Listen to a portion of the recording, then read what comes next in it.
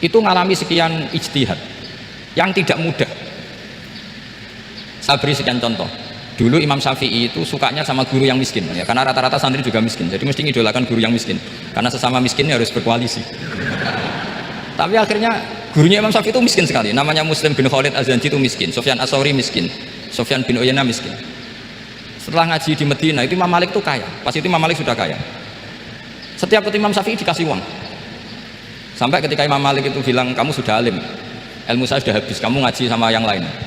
Sama siapa? Kata Imam Malik, orang yang sealim saya sudah meninggal, namanya Abu Hanifah, tapi dia punya murid namanya Muhammad bin Hasan Asy-Syaibani, kamu ke sana.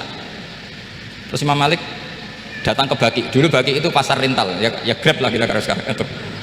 Mengumumkan siapa kafilah yang mau ke Irak, kita ya Imam Malik, dibayari sama Imam Malik, ini yang antar ke Irak, ke Muhammad bin Hasan Asy-Syaibani.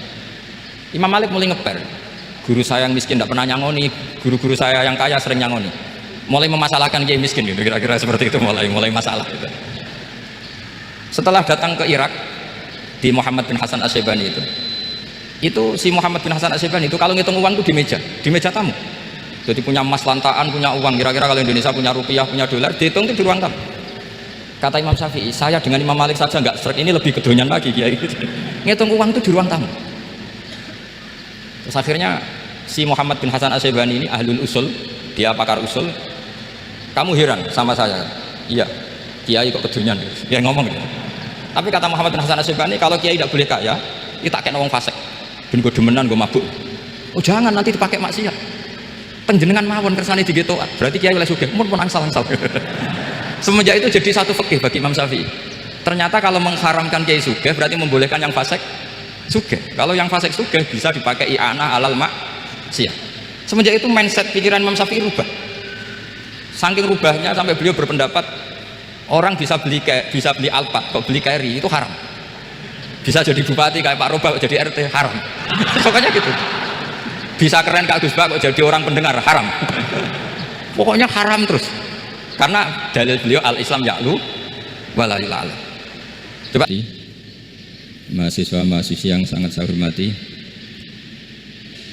tadi sudah dikatakan oleh MC, di antara alasan saya datang karena bapak saya ini temannya Kiai Mas Bukin. Itu salah ya, memang bukan diantara ya, karena itu memang. Kalau diantara ini sembrono. Karena kalau saya datang karena kalian itu dosa besar. Saya ini di rumah punya ibu sudah sepuh, punya pondok. Artinya saya punya kewajiban. Secara fikih kewajiban itu hanya bisa digugurkan oleh wajibun a'dhamu minhu, oleh kewajiban yang lebih apa? Besar. Kayaknya kalau mahasiswa-mahasiswa di sini tidak cukup untuk mengganti kewajiban itu. Sehingga saya berkali-kali memaklumatkan diri, yang undang saya nggak pernah sepuh itu dosa. Karena menggugurkan kewajiban yang lebih apa? Besar. Jadi teorinya gampang. Kalau ngundang sampean itu mesti boleh karena nggak punya kewajiban. Jadi di rumah ya nggak punya pondok. Terus ibu sampean kalau sampean di rumah ya sumpek bocah kok nganggur gitu. Jadi fikih itu harus jelas. Saya ini pengagum fikih. Jadi saya di rumah punya ibu, saya ulang lagi, sepuh, butuh perhatian saya dan saudara-saudara saya punya pesantren, sehingga artinya punya kewajiban. Ini sekaligus maklumat bagi yang ingin ngundang supaya ngukur dosa ndak yang ngundang Gus Pak itu. Bukan kebaikan atau ndak, tapi dosa apa enggak itu. Artinya bisa menggugurkan kewajiban secara fikih itu hanya kewajiban yang lebih apa? Besar. Kayaknya tidak akan terjadi kecuali temannya bapak saya atau pernah guru-gurunya guru saya. Misalnya Lirboyo, nanti Saban ngundang saya 2. Begini ya, ini kan abahnya Kiai Mas Bukin juga namanya Fakih, gurunya juga Kiai Abdul Fakih. Saya berharap anak-anak Inkafa ini nekuni utamanya itu fikih. Fikih itu penting sekali. Kata Sayyid Ali yang Shahibu Simtud Durar itu, wabihi qiwamus syariah, yang bisa mengawal syariat itu hanya fikih. Fikih itu ya kalau yang paling gampang tentu kita misalnya punya Fathul Qorib, Fathul Mu'in, Fathul Wahab. Tapi yang faham betul, pasti faham itu ngelotok setengah hafal. Jangan bawa kitabnya tok, sementing sekian semester terus selesai. Itu sama-sama dosa, itu dosanya ya dosa, mahasiswanya juga dosa. Karena sudah terlanjur sarjana agama, ternyata nggak bisa, itu kan mendingan tidak sarjana agama. Itu saya tak cerita sama Kiai Roba, itu ada fatwa kiai juga wali. Suatu saat ada penyanyi dangdut top terkenal di Indonesia itu nyanyi dangdut, ya penyanyi ya dai, entah itu hakikat entah majaz tidak tahu. Itu kiai itu fatwanya lucu, kalau kamu datangi dia pas main dangdut masih saya beri izin, tapi kalau datangi dia pas pengajian itu tak larang kata. Kan santrinya jadi eskal, ini pas pengajian dilarang, pas dangdutan kok malah dapat izin. Tapi bukan berarti halal ya, dapat izin. Dapat izin kan potensinya bisa karena dilarang lah ya tetap belerot. Terus suatu saat si santri ini setengah wali, tidak wali tapi setengah. Lama-lama itu memahami gurunya, ternyata sirinya begini. Kalau seorang penyanyi yang tidak pernah ngaji kemudian ngomong agama, itu potensinya itu fadollu wa adollu, sesat dan menyesatkan. Tapi kalau dia sedang nyanyi dangdut, penyanyinya cowok, sama jangan bayangkan dangdut putri, enggak itu cowok sudah tua lagi. Jadi potensi halalnya ada lah maksudnya untuk, tapi tidak alat musiknya, orangnya. Tapi kalau dia nyanyi itu paling dosanya hanya nyanyi. Saya ulang lagi, murid tadi akhirnya paham kalau datangi pengajian itu artinya ikrar kalau dia seorang dai atau seorang yang layak ngomong apa? Agama. Itu lebih bahaya karena kita santri, apalagi kita doktor atau MM, terus ngekrori orang yang nggak jelas asal usulnya. Tapi kalau nyanyi kan nyanyi saja, sehingga itu menjadi fikih. Bahaya terbesar dalam fikih adalah apa? Mengkaji fikih tidak dari ahlinya. Ya saya ulang lagi ya, mengkaji fikih tidak dari apa? Ahlinya. Nah kenapa demikian? Begini, saya beri contoh. Ilmu fikih itu tentu pertama dari Rasulullah SAW, kemudian bersanad sampai kita, atau kita sampai Rasulullah. Itu ngalami sekian ijtihad yang tidak mudah. Saya beri sekian contoh. Dulu Imam Syafi'i itu sukanya sama guru yang miskin, ya, karena rata-rata santri juga miskin, jadi mesti ngidolakan guru yang miskin, karena sesama miskinnya harus berkoalisi. Tapi akhirnya gurunya Imam Syafi'i itu miskin sekali, namanya Muslim bin Khalid Az-Zanji itu miskin, Sufyan As-Sauri miskin, Sufyan bin Uyainah miskin. Setelah ngaji di Medina itu Imam Malik itu kaya, pas itu Imam Malik sudah kaya. Setiap ketemu Imam Syafi'i dikasih uang, sampai ketika Imam Malik itu bilang, kamu sudah alim, ilmu saya sudah habis, kamu ngaji sama yang lain. Sama siapa? Kata Imam Malik, orang yang salim saya sudah meninggal, namanya Abu Hanifah, tapi dia punya murid namanya Muhammad bin Hasan Asy-Syaibani, kamu ke sana. Terus Imam Malik datang ke Baki, dulu Baki itu pasar rental, ya Grab lah kita sekarang itu. Mengumumkan siapa kafilah yang mau ke Irak. Kita ya Imam Malik, dibayari sama Imam Malik, ini antar ke Irak, ke Muhammad bin Hasan Asy-Syaibani. Imam Malik mulai ngeper, guru saya yang miskin tidak pernah nyangoni, guru-guru saya yang kaya sering nyangoni. Mulai memasalahkan kiai miskin gitu, kira-kira seperti itu, mulai masalah gitu. Setelah datang ke Irak di Muhammad bin Hasan Asy-Syaibani itu si Muhammad bin Hasan Asy-Syaibani itu kalau ngitung uang itu di meja tamu. Jadi punya emas lantaan, punya uang, kira-kira kalau Indonesia punya rupiah, punya dolar, dihitung itu di ruang tamu. Kata Imam Syafi'i, saya dengan Imam Malik saja nggak serik, ini lebih kedonyan lagi kiai gitu. Ngitung uang itu di ruang tamu. Terus akhirnya si Muhammad bin Hasan Asy-Syaibani ini ahlul usul, dia pakar usul. Kamu heran sama saya? Iya, kiai kok kedonyan, dia ngomong gitu. Tapi kata Muhammad bin Hasan Asy-Syaibani, kalau kiai tidak boleh kaya, itu tak kayak wong fasik, ben gue demenan, gue mabuk. Oh jangan, nanti dipakai maksiat. Tenjenengan mawon kersane digetokan, berarti kiai oleh sugih, mun angsal-angsal. Semenjak itu jadi satu fikih bagi Imam Syafi'i. Ternyata kalau mengharamkan kiai sugih berarti membolehkan yang fasik sugih. Kalau yang fasik sugih bisa dipakai i'anah alal maksiyah. Semenjak itu mindset pikiran Imam Syafi'i rubah. Saking rubahnya sampai beliau berpendapat orang bisa beli Alphard kok beli carry itu haram. Bisa jadi bupati kayak Pak Roba kok jadi RT haram. Pokoknya gitu. Bisa keren Kak Gus Bak kok jadi orang pendengar haram. Pokoknya haram terus. Karena dalil beliau al-Islam ya'lu wala yula'ala. Coba sampean ridho misalnya jadi orang Gresik dipimpin orang yang nggak sholat, ridho ndak? Ndak. Atau sholat tapi nggak bisa ngaji, ridho ndak?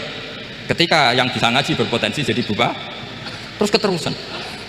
Karena Imam Syafi'i keterusan, ya umatnya keterusan. Akhirnya orang-orang Syafi'i itu politikus rata-rata. Ya, makanya sama jangan kaget sama Baruba. Kakak saya wakil bupati dulu. Putranya Mbah Mun ada yang wakil apa? Gubernur. Dulu Gus Wahid ya menteri agama. Itu asal usul dari perubahan fikih, mindset, cara berpikir Imam siapa? Syafi'i. Jadi dulu itu fikih ditemukan itu jelimet, ada perdebatan. Itu tidak hanya pada level ulama, Pada level Nabi pun ada perdebatan. Jadi jangan kira Nabi itu tidak debat, ya debat. Nabi itu asal seangkatan itu mesti debat, termasuk debat dengan malaikat. Jadi kalau perlu ya debat sama apa? Karena malaikat itu kan lugu itu gak iso mikir. Karena kalau malaikat iso mikir bisa jadi rektor. Nanti kasihan Pak Salam itu. Malaikat gak boleh jadi rektor. Malaikat Israel itu nggak tahu etika. Jadi beliau ketika mau membunuh, mencabut nyawanya Ibrahim datang, ya Ibrahim saya ini disuruh nyabut nyawa kamu. Kata Ibrahim, wah kamu itu pasti salah. Kamu tahu saya siapa?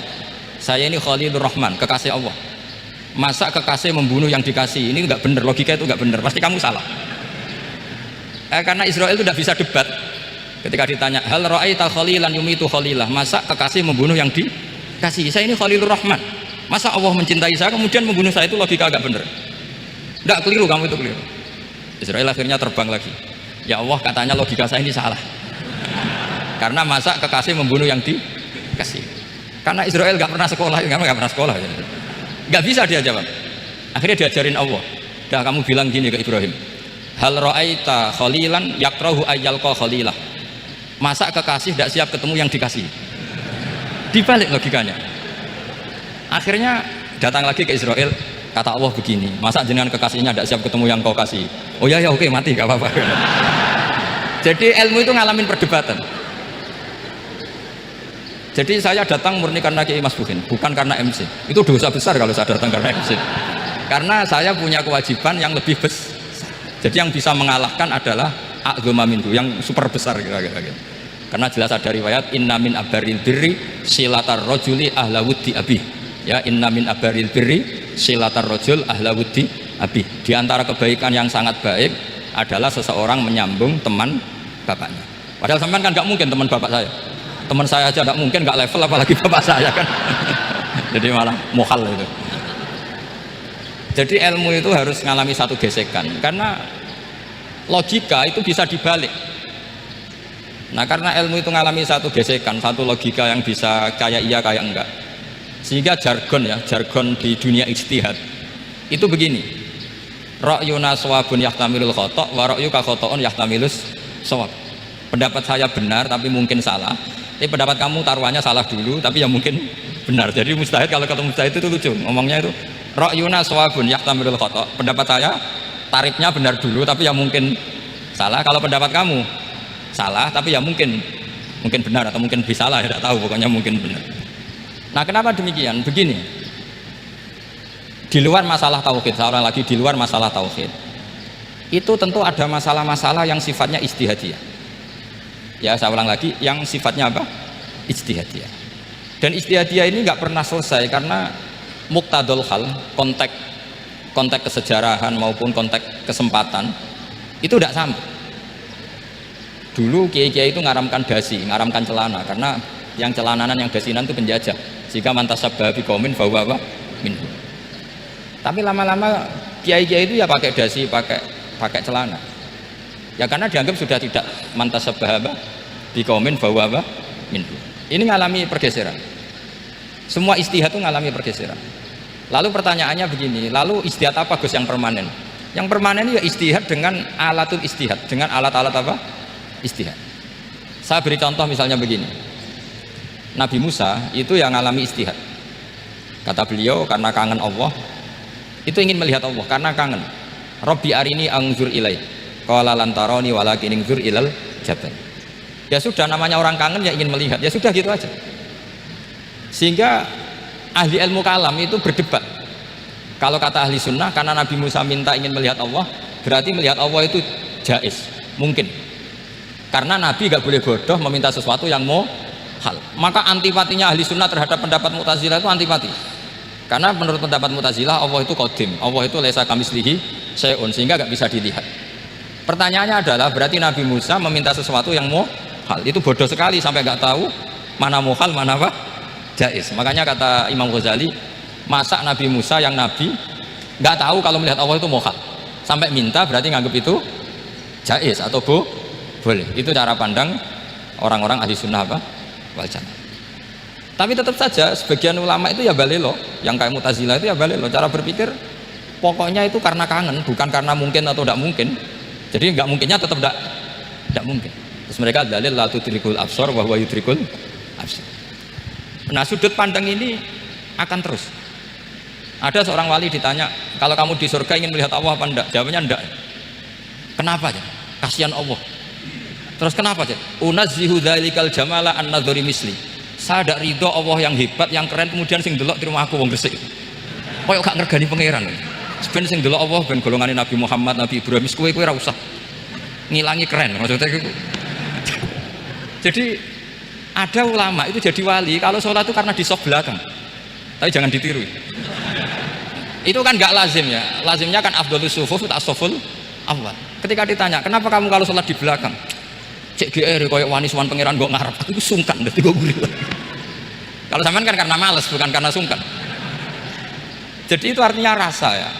Makanya nggak bisa, nggak ada ijtihad itu tidak mungkin karena perasaannya orang itu beda-beda. Itu Sayyid Abdul Al-Haddad itu kalau ngendikan masyhur, man da'a li dzalimin bil baqa faqad ahabba ayyusawwa fi ardi.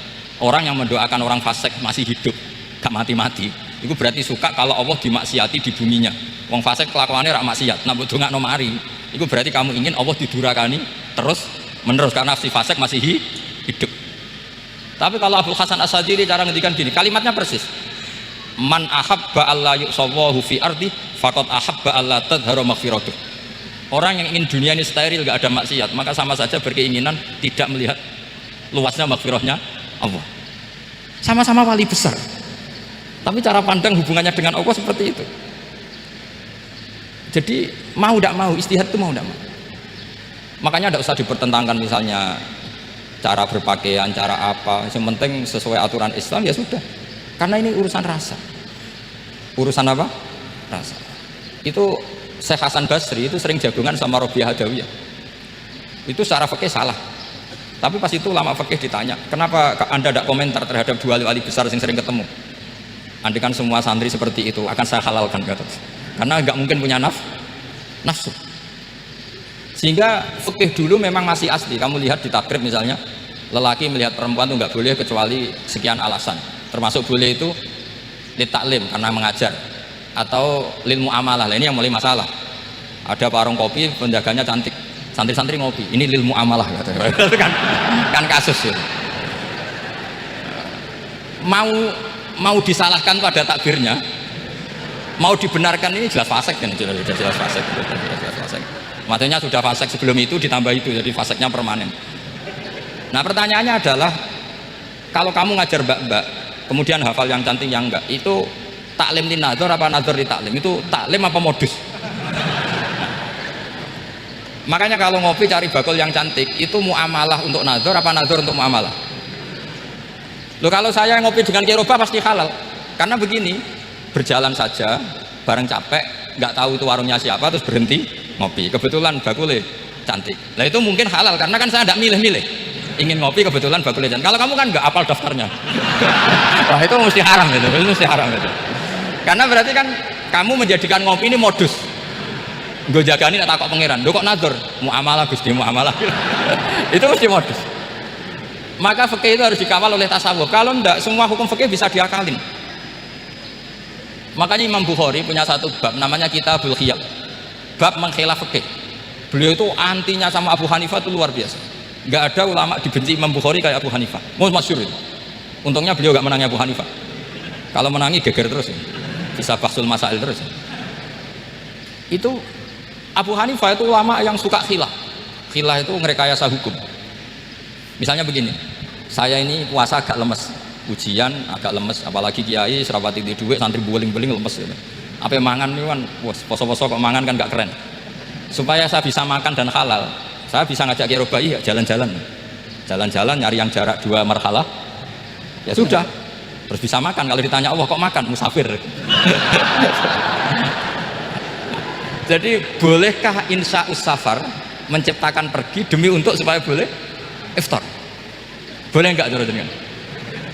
Coba kok enggak boleh, alasannya apa? Kan pergi, perginya juga enggak maksiat. Itu khilaf. Tapi Sayyid Muhammad, Abu Ya Sayyid Muhammad bin Alawi, Sayyid Muhammad itu membela Abu Hanifah, artinya membela Jangan semua khilah itu diharamkan.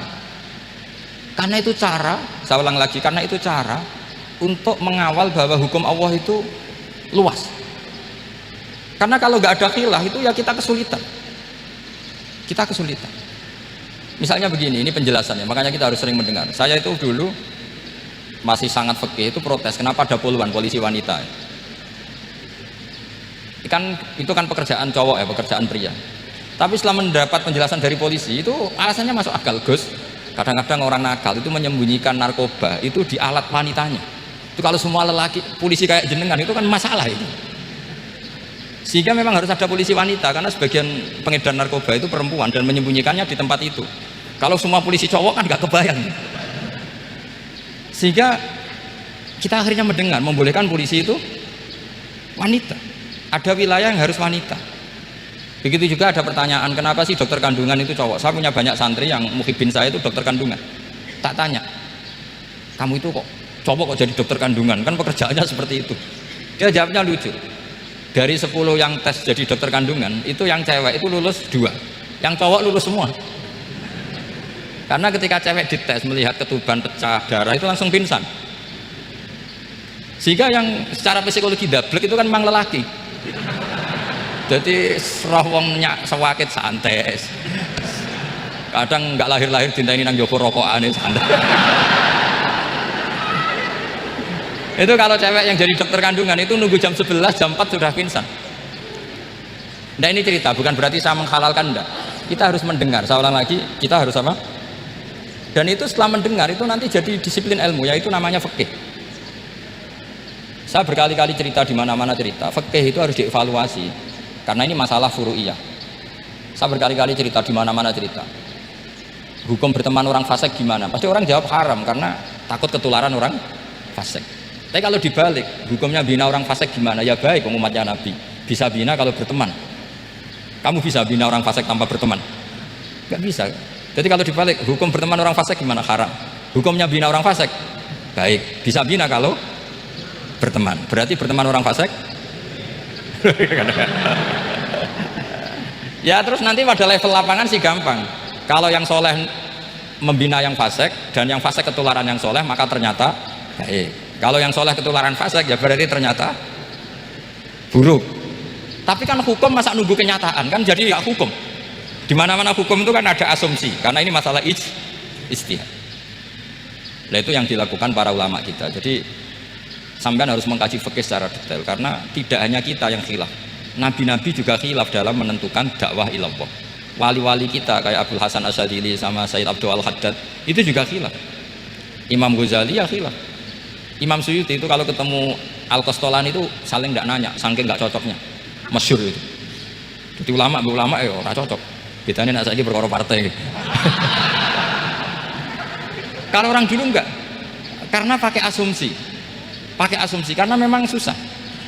Nggak misalnya memang tak bedai, tak beri yang nggak misalnya ada orang rukuk kemudian kentut, itu sholatnya batal apa enggak? Enggak, jawab saja. Nggak, orang sholat kemudian pas rukuk kentut atau kelihatan auratnya, sholatnya batal apa enggak? Batal. Lah itu keliru nih sampean, itu salah dosennya mesti itu.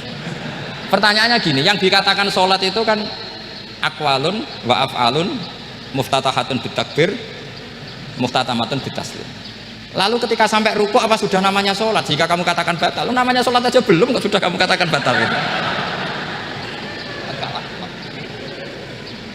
Iya kan? Jadi kalau aku mau sholat pas rukuk ngetut batal atau ora? Mestinya jawaban yang benar, ya ora sholat jadinya gitu. Karena kalau dikatakan sholat, definisinya harus sampai salam. Tapi kan kita nggak mungkin ngomong seperti itu kan, dianggap majnun. Padahal itu yang benar, yang punya kecerdasan. Nah makanya pertanyaannya, fikih itu ngikuti bahasa awam apa bahasa istilah? Kalau ngikuti bahasa awam ya kayak tadi, sholat kok pas rukuk kentut maka batal. Sebenarnya yang batal itu sholatnya apa rukuknya? Nah makanya terjadi perdebatan. Kalau yang pakar-pakar usuli itu salah istilah itu nggak mau. Saya ulang lagi, kalau pakar-pakar usuli itu salah istilah itu nggak mau. Terus misalnya tak beri contoh lagi. Kalau imam itu sudah salam pertama itu yang rukun kan salam pertama. Berarti setelah salam pertama imam sudah keluar dari sholat apa belum? Sudah kan? Yakin? Ya sudah. Sekarang sama tak bedai. Lalu makmum itu kesunatan langsung berdiri apa nunggu imam salam kedua? Enggak, jawab saja. Nunggu salam kedua kan? Dan itu kriminalis sampai Anda dalam itu. Kriminalnya begini. Berarti Anda membolehkan makmum bergantung sama orang yang sudah tidak sholat. Kata kamu setelah salam pertama dia sudah tidak sholat. Berarti kamu menginstruksikan makmum berhubungan dengan orang yang sudah tidak sholat karena sudah keluar dari sholat ketika salam pertama. Kalau kamu di debat gitu gimana jawabnya? Pusing kan? Berarti robtul makmum bisolatiman sing wis laisa fi sholatin. Berarti menggantungkan sholat sama orang yang sebetulnya sudah tidak sholat. Ada yang jawab, sebagian ulama fikih tetap disunatkan menunggu salam kedua. Karena salam kedua itu masih paket meskipun tidak rukun. Dia paketnya selesai. Tapi selalu pertanyaannya gini, lalu setelah salam pertama itu imam masih sholat gak? Udah sama udah dijawab tuh. Nah ini pentingnya bodoh gak mikir. Jadi makanya bodoh itu barokah karena gak mikir. Jadi soalnya Robbana ma khalaqta hadza apa? Batila. Sing bodoh ya barokah, sing pinter ya barokah. Sing ra barokah maksiat. Ora ono barokah blas. Maka kan fikih itu seperti itu. Jadi ada disiplin, di situ ada disiplin ilmu. Yang kadang kita tidak cocok. Makanya Imam Syafi'i sendiri ngendikan, kadang beliau dengan gurunya, dengan Imam Malik sampai ngarang ikhtilafu Malik. Beliau punya data yang beliau itu sedang nggak sama dengan gurunya, yaitu Imam siapa? Malik. Karena mindsetnya itu beda. Tidak sampai misalnya saya tanya, sholat itu harus menghadap kemana? Tidak, jawab saja. Kiblat kan? Ukurannya apa coba? Namanya madhep. Wajah apa dada? Imam Syafi'i milihnya dada. Sekarang praktekkan dalam dialog keseharian. Saya jagungan sama Kiai Robah seperti ini, terus wajah saya begini, madhep enggak? Nah itu masalah. Terus pertanyaannya, madhep dengan dada itu fi sholat apa fil qiyam?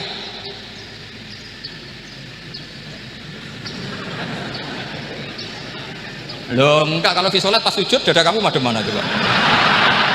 Kamu enggak pernah mikir kan? Ya madhep pakai dada itu kan kalau berdiri, kalau rukuk sama sujud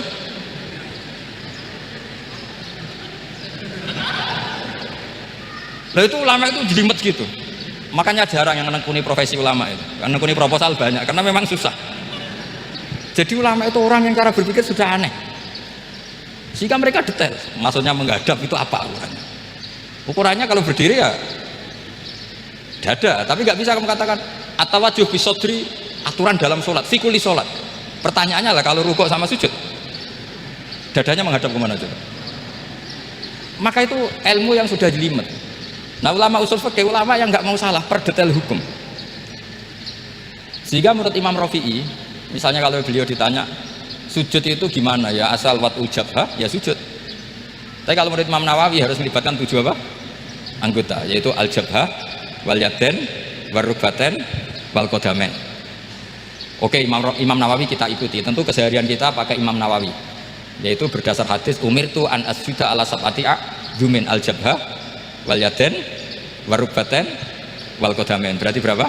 7. Tapi pernah saya cek di kitab karangannya Imam Syafi'i ketika beliau ngendikan saya suka kalau orang sujud itu melibatkan 7 anggota berdasar hadis ini. Tapi kata beliau wayah tamilu, dan bisa saja sujud yang watul jabhah itu sudah cukup. Kata Imam Syafi'i, limadha? Karena Nabi ketika sujud itu hanya ngendikan begini, sajadalaka wajhi wa sam'i wa basori. Nggak ada di hadis wayadi wa rubati wa qadami. Ya sudah akhirnya. Nah, itu sudut pandang.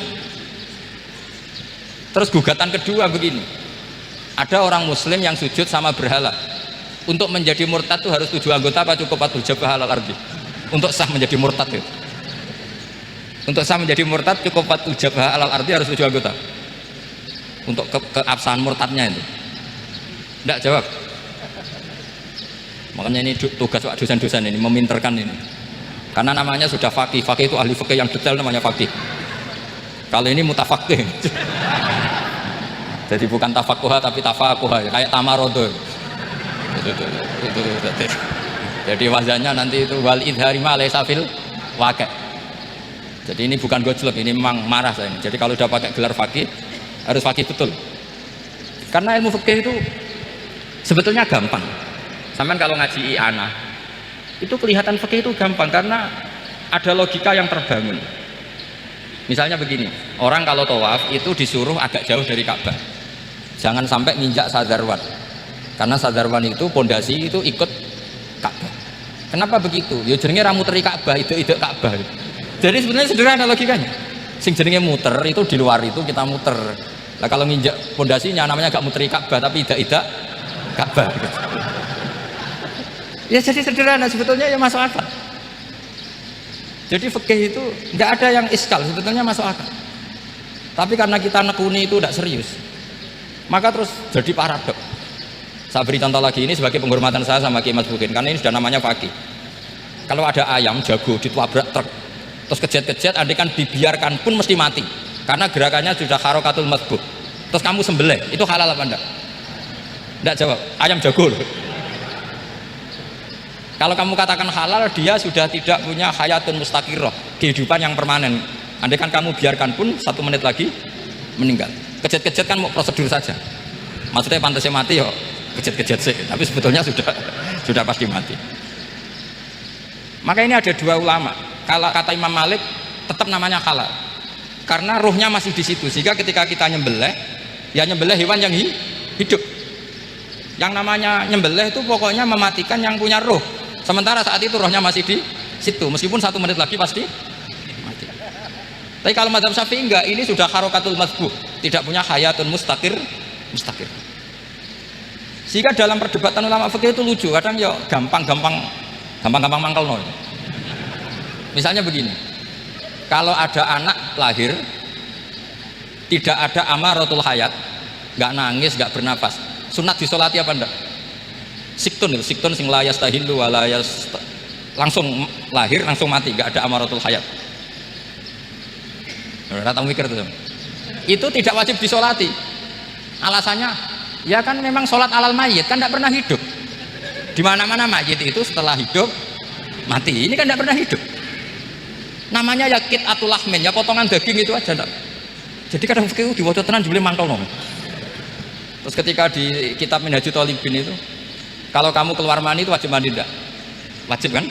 Kalau keluar mani inzal itu kan wajib mandi. Nah kenapa nifas atau wiladah, keluar bayi, kenapa ibu-ibu kalau keluar bayi wajib mandi? Alasannya lucu, li'annal walad maniyun pun akidun, itu kan wis mani cuma mengkristal. Jadi kadang fikih mangkel. Apa ya? Sembrono itu, masuk wajib mandi wiladah itu karena apa? Li'annal walad maniyun mun akidun, itu mani sing wis mengkristal. Mani sing wis jelalatan lahir nangis macam-macam. Jadi ternyata karena kenapa fikih butuh alasan? Nyari hadis tentang keluar anak mandi itu enggak ada, yang ada adalah tentang inzal. Innamal ma' minal. Akhirnya dicari-cari, ternyata walad itu maniyun munakid. Lah ini problem fikih. Sampean harus siap dengan pelajaran seperti ini, meskipun sampean mungkin wong priyayi, tapi ini ilmu. Ya, saya ulang lagi, ini ilmu. Sehingga ulama itu mau tidak mau harus mau mendengar. Karena logika yang terbangun itu nunggu kalau mendengar. Kayak tadi, malaikat Israel baru sadar, masa kekasih bunuh yang dikasih, masuk akal. Iso mikir juga Israel. Kalau sama sampean sih nggak nerima tetap selonang-selonang, ini masalah Ibrahim Khalilur Rahman. Sehingga kita di alasan fikih itu harus kita dengar. Saya dulu itu, saya sampai sekarang itu sama, kalau bayi lahir masih sudah berbentuk bayi, saya sendiri berpendapat sebaiknya disolatin kalau sudah berbentuk apa? Bayi, meskipun tidak nangis, tidak ada amaratul hayat. Kan yang digugurkan itu wajibnya, bukan masalah boleh dan tidak. Itu banyak lah perdebatan ulama di bab itu. Saya beri contoh lagi perdebatan ulama. Ini contoh-contoh fikih karena ini khusus penghormatan status fakih tadi. Itu kalau ada orang mati, jenazah itu. Jenazah itu kalau sholat, itu kan umumnya jenazah di depan, kita nyolati di belakang. Itu yang mengatakan begitu ya tidak punya alasan, ya tahunya mulai dulu begitu, di mana-mana nyolati jenazah, jenazahnya di depan. Tapi di kitab Mahali jelas diterangkan, kata Kaul Sa'ani tidak wajib. Alasannya ya lucu, fa'inal janazah laisat bi imamin. Jenazah itu tidak imam, kenapa harus di depan? Kan kacau kan? Lu coba alasannya di depan apa? Dia ada imam kok. Nah barokahnya fikih itu, sehingga kita melihat di Arab Saudi sekarang, itu jenazah kan di belakang. Tapi kita tetap nyolati apa? Mayit. Kalau di Arab Saudi musim haji itu jenazahnya di kamar mayit, tapi kita nyolati. Itu satu-satunya takbir ya tadi, fa innal janazah laisat bimanzilatil imam. Tapi jangan praktekkan, nanti ada kepaliran sesat. Saya hanya cerita ilmu, jangan dipraktekkan. Kalau dipraktekkan masih jadi aliran sesat. Mono jenazah ning guri imame kok ngarep aliran sesat. Sebetulnya bukan sesat itu. Uji coba fikih. Ya karena tadi fa innal janazah laisat bimanzilatil. Bukti lagi kalau sampean sholat gaib. Sholat gaib ini misalnya mayitnya di Surabaya, boleh nggak sholat gaib di sini?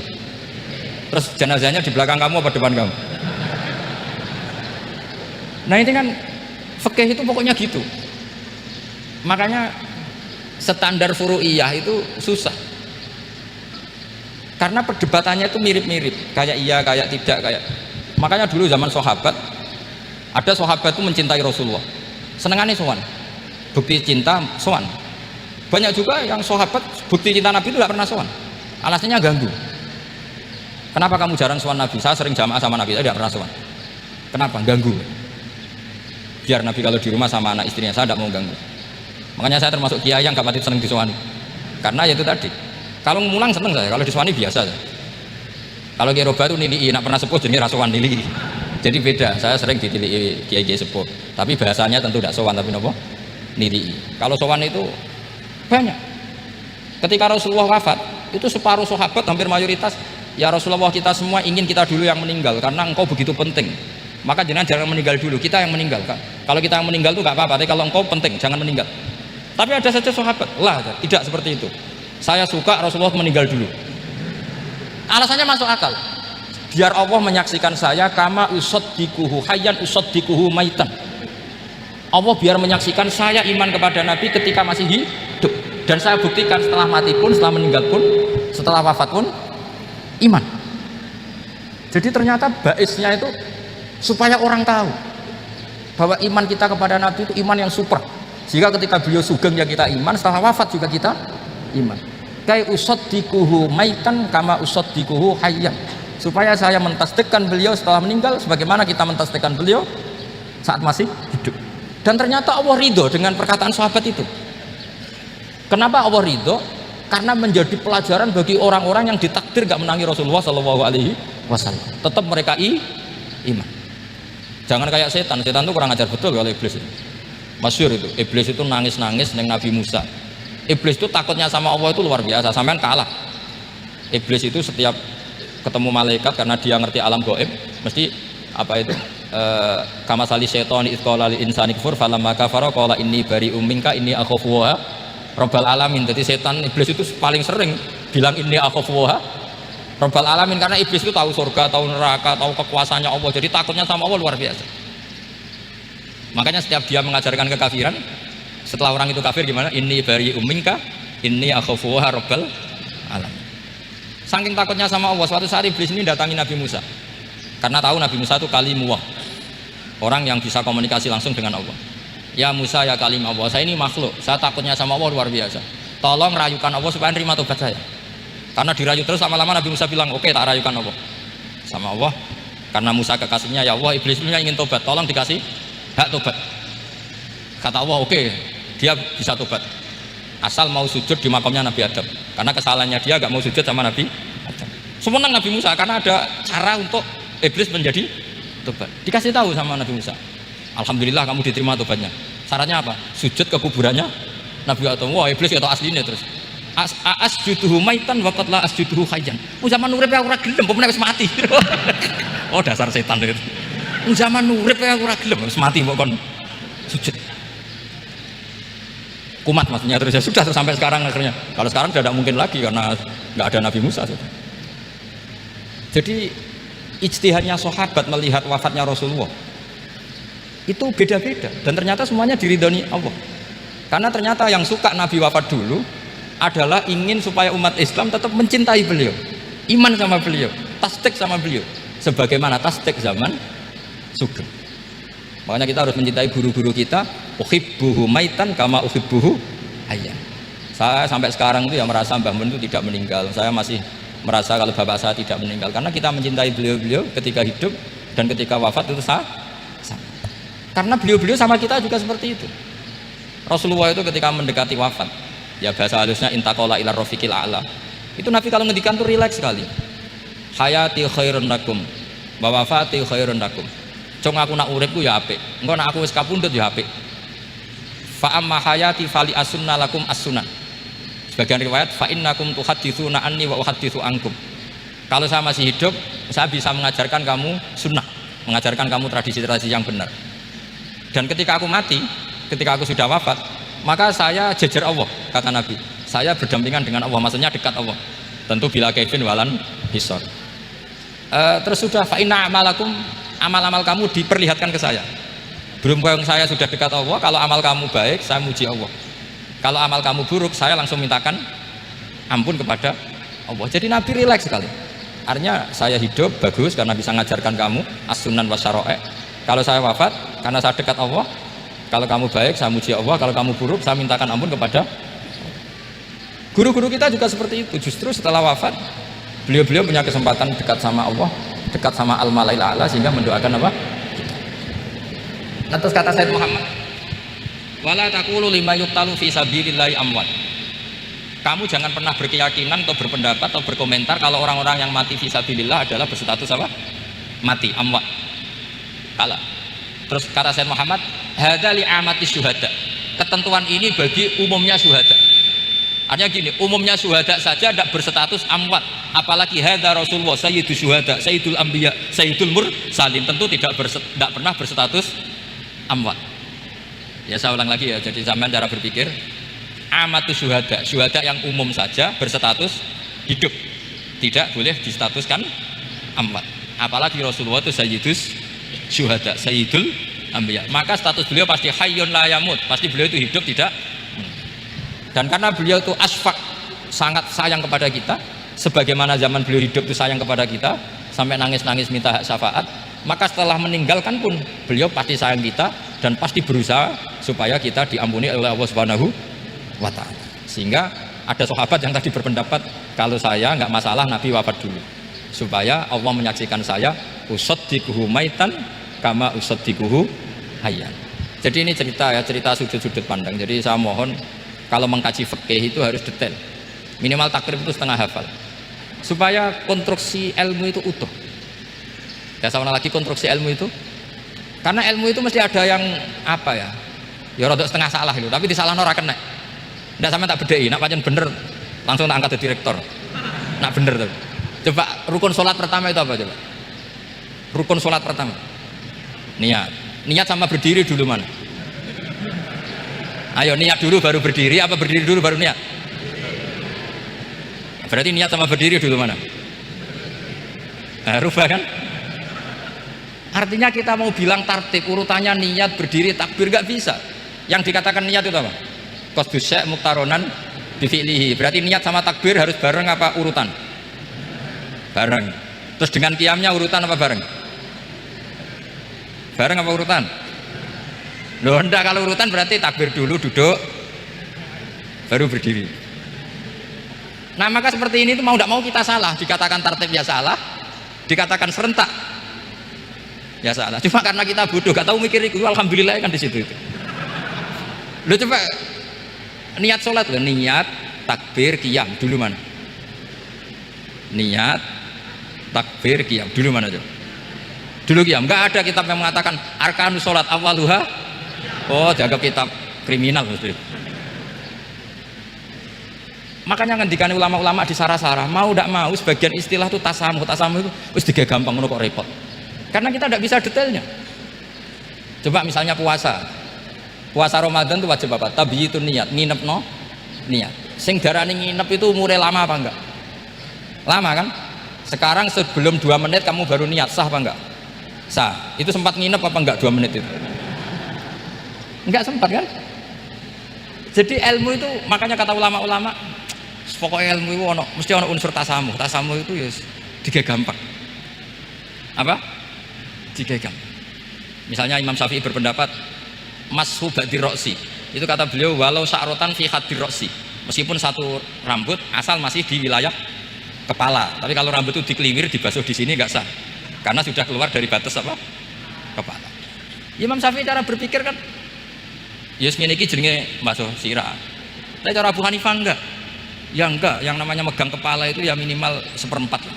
Masa gitu dikatakan megah. Lalu ulama usul fikih itu berdebat. Sesuatu itu sesuai masodaknya. Masodak itu yasduku alaihi kadza, yaitu ini tadi saya cerita ke Ibu Khen tentang ngaji Jamul Jawame. Ini ilmu yang di Jamul Jawame. Sesuatu itu ukurannya mayasduku alaihi kadza apa dengan takrif definisi. Misalnya gini, sholat itu batal dengan makan. Kalau kamu sholat makan batal nggak? Nggak, jawab saja. Batal. Itu satu upo apa satu piring? Nggak, jawab saja. Satu upo sudah batal. Sekarang bab makan di ngurmat tamu. Cung tamuku keimangan. Itu sak upo apa sak piring? Nah ini kan tidak fair, di bab tamu makan satu piring tapi di bab sholat satu upo. Maka pertanyaannya, lalu penamaan sesuatu itu berdasar masodak mayasduku alaihi ismu kadza atau berdasar uruf? Ukurannya apa coba? Maka terus jadi perdebatan. Nah ini di sini ini pentingnya ulama karena ya sekarang saya bedai sekarang. Cengkeh itu wangi apa enggak? Kategorinya cengkeh. Wangi kan, kalau orang bikin kue tar pasti pakai apa? Cengkeh. Pakai wedang ronde supaya manis, apa wangi dikasih apa? Cengkeh. Nah itu saya berkali-kali cerita, pernah mau dipikirkan orang Islam juga boleh rokok karena dianggap pakai apa? Mewangi karena dapat cengkeh. Tapi terus didebat, kalau gitu berarti orang Jumatan sunat rokok. Karena Jumatan disunatkan pakai pewangi. Wah itu kan akhirnya tuh, wah iya repot ya. Jadi kalau cengkeh kamu kategorikan pewangen, yang orang Islam nggak boleh rokok karena pakai cengkeh yang wangi, konsekuensinya orang Jumatan sunat rokok karena berarti di masjid pakai apa? Pewangi. Kan sesat semua. Jadi itu ilmu. Makanya selain fikih mateng itu ada ilmu yang namanya usul fikih. Usul fikih itu yang neliti itu. Mayasduku alaihi kadza. Jadi ya ngono iku darani ngono. Saya ulang lagi. Ngono iku wis darani ngono. Ora perlu roh detail. Ya saya ulang lagi. Ora perlu roh detail. Makanya Abu Hanifah itu misalnya bakso wajah. Wis angger keceluk ngene iki bakso wajah. Nek Imam Syafi'i kan detail. Mimbaini manabitis sya'ri sampai ila somahe udunehi ila dzakon. Terus manabitis sya'ri Imam Syafi'i nambah apa? Ghaliban. Kenapa ditambahi ghaliban? Karena kalau orang budak manabitis sya'rinya di sini. Jadi itu fikih. Jadi fikih itu jelimet. Padahal kita ini nggak pernah berpikir secerdas Imam Syafi'i, tapi akhirnya ya mikir juga. Nah, gak ditambahi ghaliban, mana bitisarinya orang budak kan? Sini. Terus sekarang perdebatannya, orang budak basuh Maskur Roksi di sini sah nggak? Karena tadi itu wajah apa kepala gitu. Kan jadi bingung gitu. Ya makanya ini mukadimah saya supaya sampean lebih disiplin belajar apa? Fikih, dan setidaknya didiskusikan lah kitab-kitab Minhajul Thalibin atau kitab-kitab Mahali, karena di situ nanti ada perdebatan dan perdebatannya itu indah sekali. Kayak tadi ada yang mengatakan jenazah harus di depan, tentu dalam kondisi normal kita ingin jenazah itu di depan, tapi ada kondisi itu tidak normal kayak di Masjid Haram. Lalu solusinya gimana? Ya kita ngikuti kaul sani, fa innal janazah laisat bimanzilatil imam. Jadi kalau di sini normal ya sudah kita sholat ya normal aja lah. Masa jenazahnya di belakang kamu sholat, nanti jenazahnya iri, sekali-kali di depan aja kok gak boleh gitu. Malah jadi repot nanti. Jadi karena apa ya, kalau kita mengkaji tidak panjang itu bahaya, karena ilmu tadi, ilmu itu ada logikanya. Imam Ghazali dalam bab warid sama maurud itu gak setuju sama Imam Syafi'i, dia Maliki. Ya kalau dalam madzhab Syafi'i yang populer kan kalau ada najis airnya sedikit kan dikucurkan supaya al-ma'u itu warid. Kalau warid punya kekuatan menghilangkan, tapi nggak boleh najis diletakkan di bejana yang ada airnya namanya maurud. Tapi Imam Ghazali dalam hal itu ngikuti Imam Malik, nggak ada bedanya warid sama maurud, karena logika Imam Ghazali gini, misalnya ini ada najis ya mik ini ada najis di sini, atau sarung lah, contoh paling gampang kan sarung, ini sarung najisnya di sini, kamu kucuri. Ketika kamu kucur, air yang lewat ini kan tidak ada dua kola, kemudian ketika terkena najis mutanajis kan. Kalau dia sudah mutanajis, dia punya kekuatan menghilangkan najis apa enggak? Enggak kan, karena dia sendiri berstatus mutanajis. Artinya begini, meskipun ini disorno, itu bukan berarti najis enggak campur. Nah terus sampean misalnya bantah, tapi kucurannya wakil, terus nanti semua tersisa hilang. Ya kalau gitu enggak ada masalah kan, pertanyaannya kan karena banyu itu satu ciduk. Sehingga Imam Syafi'i mengatakan Cara berpikir Imam Ghazali, air itu oleh Allah dikatakan mutahhirun, mensucikan. Ya sudah, kalau ada air berarti mensucikan, baik caranya warid maupun maurud. Bukan karena air itu menghilangkan najis, karena tadi logikanya yang sudah kena najis, air ini sudah berstatus mutanajis, berarti pas mulai lewat ke bawah dia statusnya apa? Mutanajis, ke bawah lagi berstatus mutanajis. Misalnya sampean bantah, tapi mutanajis ini kan dihilangkan oleh air di atasnya. Ya kalau ada jaminan air berikutnya bisa menuntaskan. Nah najisnya bandel, gandok kan terus panjang perdebatannya. Makanya kata Imam Ghazali, sudah dalam hal itu saya ikut Imam Malik. Ikut Imam Malik, anggar ono najis kok is disori banyu ne ora mutaghayir, ya ngono iku jenenge nyucekno. Mergo banyu oleh Allah distatuskan mutahhir, mensucikan. Dadi ora usah bayangno sing blimet-blimet.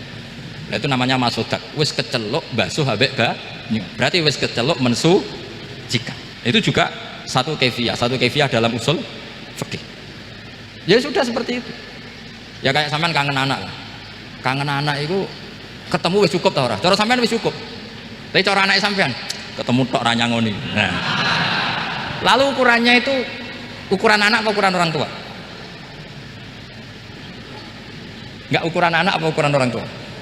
Definisi ketemu lalu ukuran orang tua atau ukuran anak sama, khilafnya ulama. Ini terakhir, contoh terakhir dari saya, fasyamu salasati ayyamin fil haji wasab'atin idza raja'tum. Ada pelanggaran haji yang bayarnya itu puasa 3 hari di musim haji dan 7 hari ketika pulang. Imam Syafi'i berpendapat 7 hari yang idza raja'tum ketika pulang itu orang itu setelah di rumah, di mana-mana pulang itu setelah di rumah. Tapi menurut Abu Hanifah enggak, asal sudah balik kanan dari Mekah, dia di perjalanan puasa sudah sah.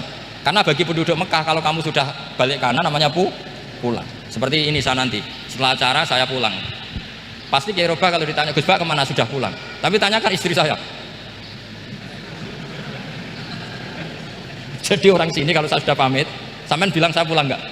Gus Pak kemana? Sudah pulang. Tapi tanyakan istri saya, belum pulang. Lalu ukurannya ini jenengan apa istri saya? Mau nggak mau, karena Allah hanya nyantian wasab'atin idza raja'tum, dan 7 hari ketika kamu sudah pulang. Ukurannya siapa coba? Ukurannya penduduk Mekah apa keluarganya? Kalau ukurannya penduduk Mekah, asal orang haji sudah cabut ya disebut pulang. Tapi kalau ukurannya keluarga, asal belum sampai rumah belum disebut pulang.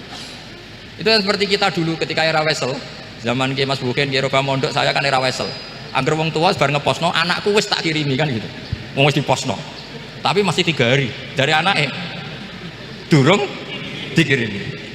Bener mana tuh? Ya kira-kira seperti itulah usul fikih. Saya mohon anak-anak Inkafa ini mengkaji itu. Dengan status fakih itu orang yang mutafannin, mutabakhir fil fikih. Itu baru disebut apa? Fakih. Kalau enggak namanya apa? Mutafakih. Jadi bukan fakih tapi berpura-pura apa? Berpura-pura ahli fikih. Ya, tentu sekolah ini bukan diciptakan untuk yang berpura-pura fikih, tapi memang benar-benar apa? Fakih. Ya saya kira demikian. Mohon maaf. Assalamualaikum warahmatullahi wabarakatuh.